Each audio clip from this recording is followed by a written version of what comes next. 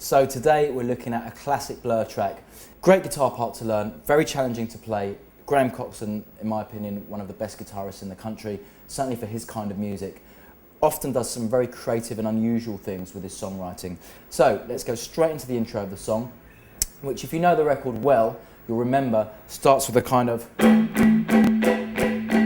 To get this effect, all we literally do, we just hold our fingers over the strings. We don't push down, we don't want to fret anything. Just resting your fingers on the strings, so when you do that, you don't get any notes playing, and just some quite aggressive, fast downstrokes down with your strumming hand. Probably doing a lot of the work is coming from the wrist, you know, like that kind of action, as opposed to doing the work from your elbow. So, the kind of intro with the scrapey thing.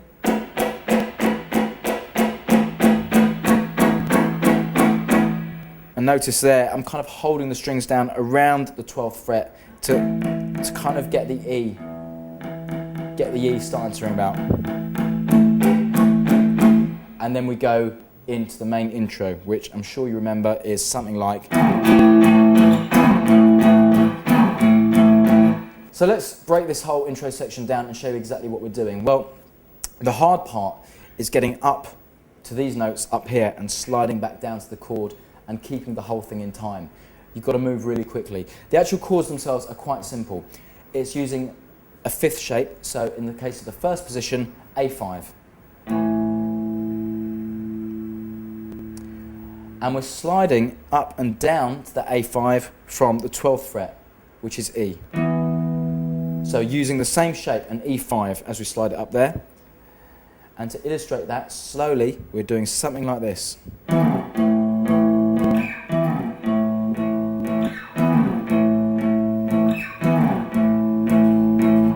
Next position we go to sees us move the fifth position. The A5 gets moved up to the 8th fret, where it becomes a C5. Got the note of C there, so a C5. And as that changes, so does our slide position from up the top of the neck. We move right up to the 15th fret. So what we want to get going on is something like this.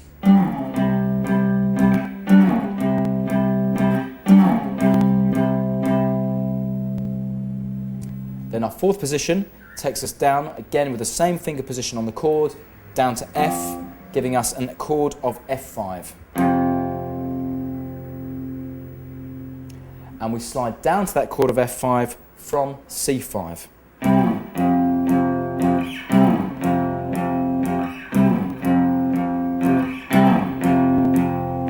And then the final position is G5. And with the G5, we continue sliding down from the same place as we did for the F5, so sliding down from C.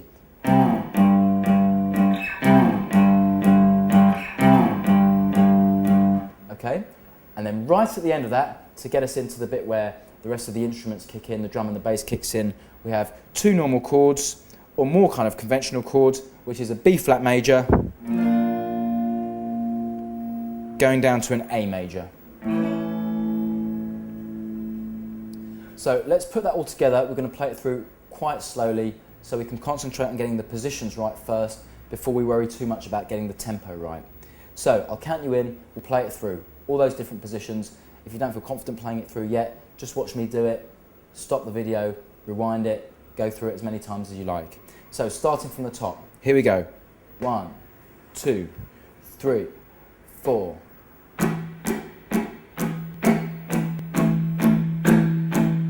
Coming in with the chords, and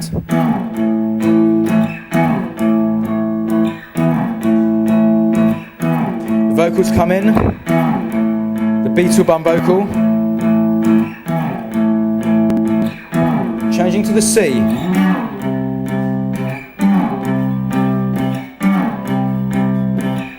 going down to the F,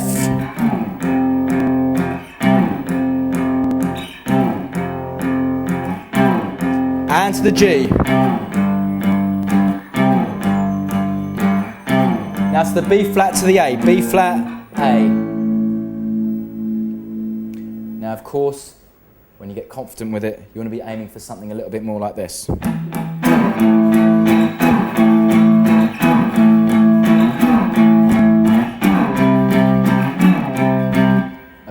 But don't worry about the tempo just yet. Get the positions right, get comfortable with the changes. You've got to move around that neck really fast, so start off slow if you're not confident with it straight away. So that took us to the end of the kind of intro section. It's kind of the intro and half of the verse, but then if you know the record well, you'll know that it goes from that, the drums kick in, and we go to a more traditional kind of chord sequence. That's quite an odd part, that, a very, very kind of individual part, very easily recognisable. So you remember now, at the end of the intro section, we had that B flat major, remember that? Going down to the A major. And then we come in with the main chords of the song. So from there, the A major, but we're going to play the A here. First position, A major. Second position, C major.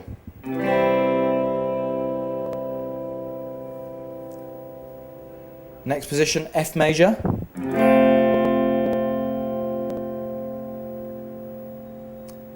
And up a tone from F major to G major. And then again with the B flat to the A. And then we're at the end of the verse where we do that build up to the chorus. So let's try and play that through. That half of the verse, then what we'll do, we'll join up that intro riff and that part of the verse to take us all the way through to the chorus so you can see how the whole thing fits together. Okay, so starting with that, on the A major. 1, 2, 3, 4.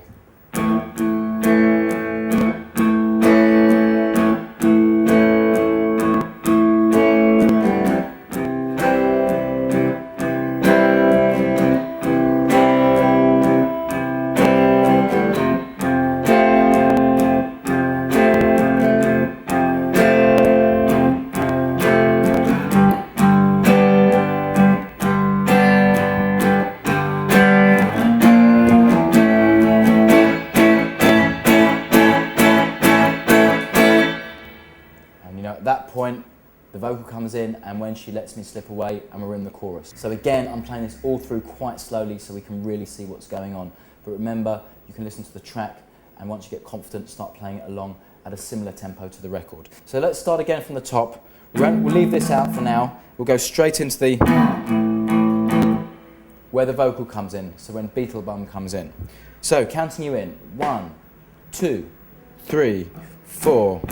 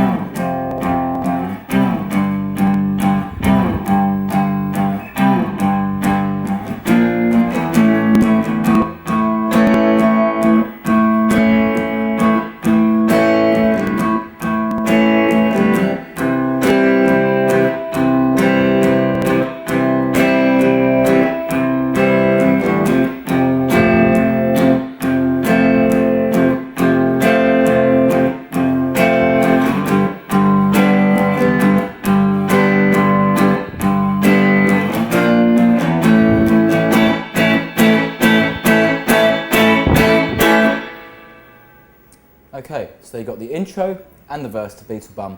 Now we've got to look at the chorus. So, first chord of the chorus, we've got G over C.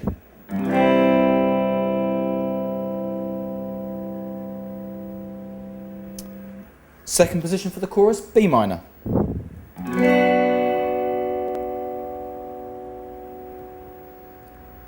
Third position, A minor.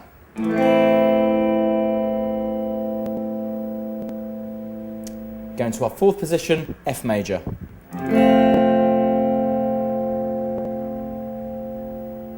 From F major to F minor. And to G over C.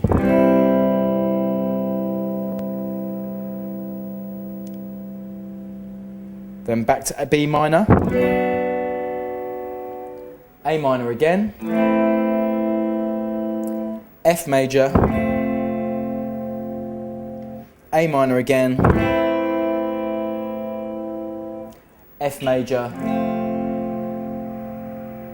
F minor, and G over C. so it kind of repeats the same pattern twice in the chorus. So those are the chords. Let's try and have a play through it. I'll count you in, nice and slow again. 1, 2, 3, 4.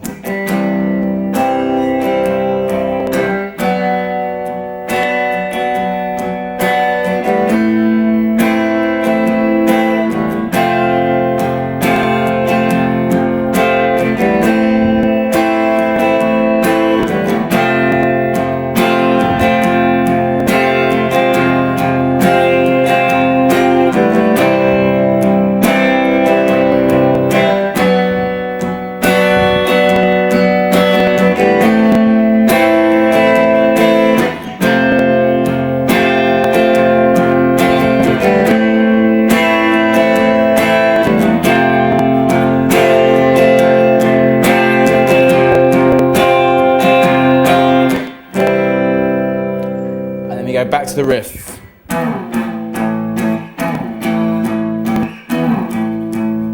For the second verse.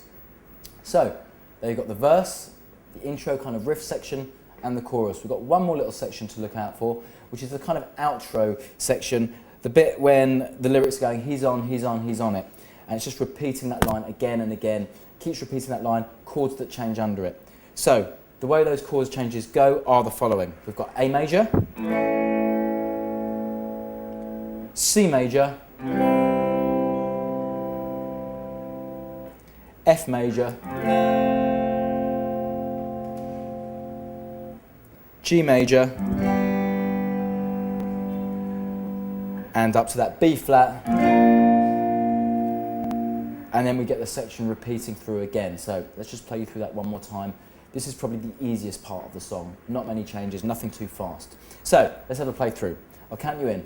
1, 2, 3, 4.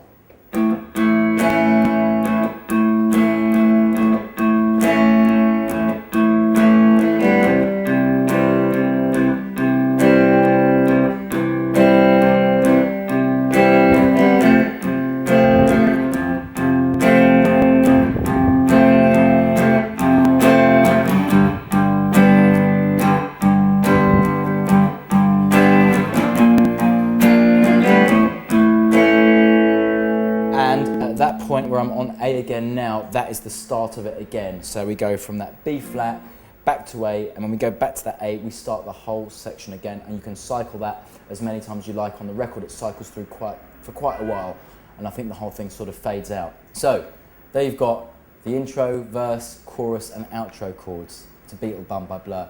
Quite a challenging song to play.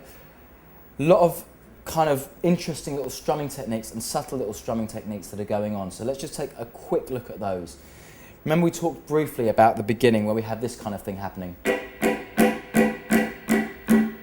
Now how do we build that up a bit? Well, to start off with, we want to be doing, as I said before, those kind of quite jagged, aggressive downstrokes. And as we build it up, at the beginning I'm kind of focusing on these strings here, the D string, the G string, and the B string. As I build it up, I start to come onto the bottom strings here, like the E and the A. And I'm kind of not putting my finger down too hard on that 12th fret. If I do, I'll kill everything. But the softer I do it, the more of that harmonic we get. So, building up, starting on there, getting harder.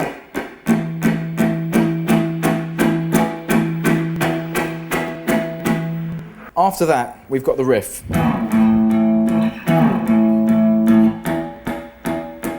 If I take the chord out of it, all I'm actually doing is downstrokes, keeping them very uniform, keeping that time really, really, really kind of rigid. So.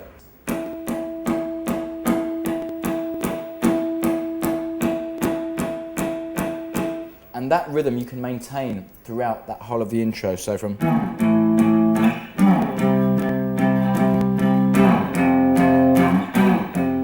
All the way through that section. So, that's the intro section. Let's take a look at that verse. I'm using a subtle mute here to just put a bit of rhythm and punctuation. And again, this isn't exactly the same guitar part that would have been played on the record, but we have to compensate slightly for the loss of the band. We don't have the drums and the bass and everything else in there. So if you want to play the song on your own with just one guitar, you have to kind of fill a few holes.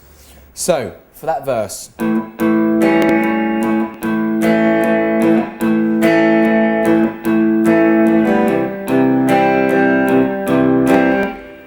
doing? Well, on the very first bit of the chord, I'm doing quite a kind of cut off, or in musical terms, staccato note. And then letting it ring. That's the kind of effects we want to get. So, with that in mind, have another listen to me playing through that verse. Again, downstrokes all the way, but focusing for the first few. So kind of focusing on the bottom strings of the chord, and then for the later kind of strums on each chord, going across it more. So, watching that for the bass, bass, chord, bass, bass, chord. So.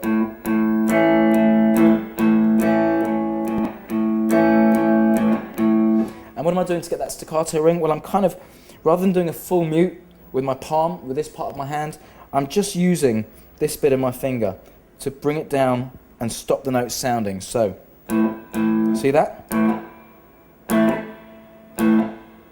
And again, slowly. So, to get that duh, duh bit at the beginning, we're doing that kind of technique. So again, with the verse.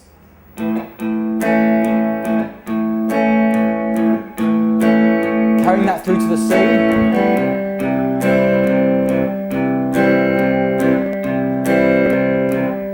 And the F.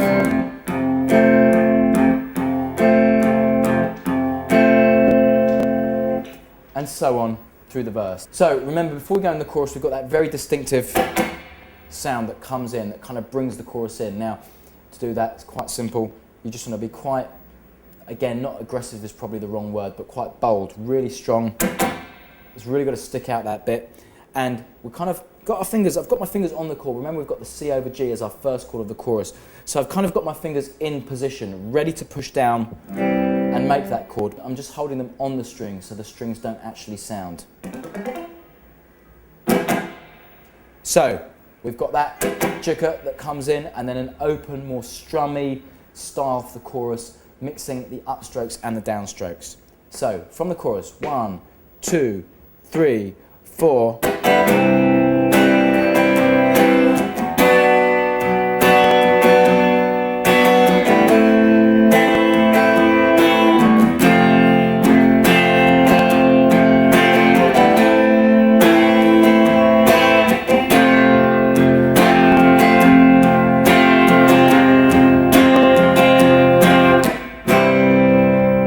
So do you notice that? It's really kind of getting those up and down strokes, mixing them up. Very different to the verses, which are much more. So there you have it. Lots to get your head around, lots to learn, but it's a great song, so it's well worth putting in the effort. Hope you have fun with it. See you next time.